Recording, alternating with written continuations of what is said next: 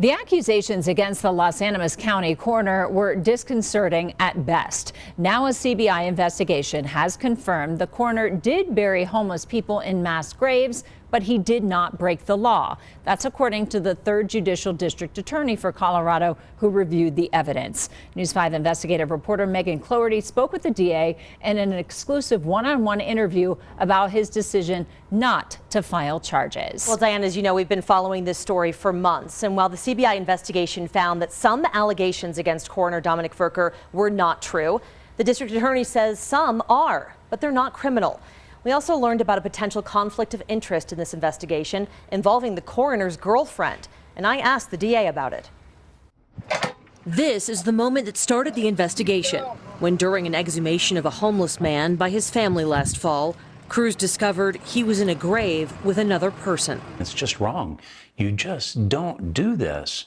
And so, I mean, I've shared this with a lot of people because I'm offended. Trinidad Funeral Home Director Tom Murphy's reaction is one others shared when news coverage of the discovery of the bodies buried together prompted questions into Coroner Dominic Verker's actions. Citizen demand prompted the sheriff's office to eventually ask the CBI to investigate Verker. They independently did the investigation beginning in January, and I believe that it was probably in early March that they indicated that they were close to being complete. Third Judicial District Attorney Henry Solano began reviewing what the CBI found. The investigation was comprised of 11 interviews, 108 documents, videos, and photos. Solano concluded though Verker buried two people together, he did not act criminally. There is no law that prohibits people being buried in the same grave. Solano confirms the CBI investigation found what News 5 obtained in an open records request.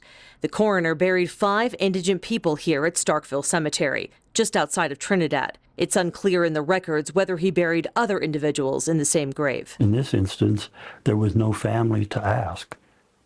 And so it wasn't an act taken carelessly. It was just an act and a decision made. Solano says while Verker could have applied for county funds to pay for the plots and burials for indigent people, the investigation found he didn't use the state program. And when they did a records request of the county going all the way back to 2014 through 2023, the coroner received no county funds. News 5 obtained the county records of indigent burials paid out in the last 10 years in the county in an open records request, and the coroner nor his office is noted as a recipient. He didn't need the funding as the investigation found Verker got permission to bury the bodies at Starkville. This land is owned by Carl Mestis and his family, though Mestis says no one told him about the burials until he confronted Verker at the exhumation. He says, Dominic, I says, why didn't you tell me that there was more than one body here? And he says, it wasn't on purpose, I just didn't. And I said, excuse me? He says, it wasn't on purpose, I just didn't tell you. DA Solano says that Verker's actions are not criminal trespassing because the Mestis family gave Verker access to the property. And he says, I don't think there are any permits. And I said, I have 2 people in the funeral industry here saying that you have to have permits to bury bodies. He says, I don't think there are any permits. Next, the accusation Verker did not keep accurate records. News 5 reported that though one of Verker's records we obtained show his office buried 5 people at Starkville, as we reported in February, other records from his office show his crew spent more than 5 days there. We know that because we got the daily cost sheet from the coroner's office through an open records request. It dates all the way back to 2016, and in it, the coroner Dominic Verker hand writes what his crews were doing that day. The location, the crew's numbers, the hours they worked, and the equipment that was used. Now, after going through this some 150-page document, we learned that his crews weren't up there 5 times.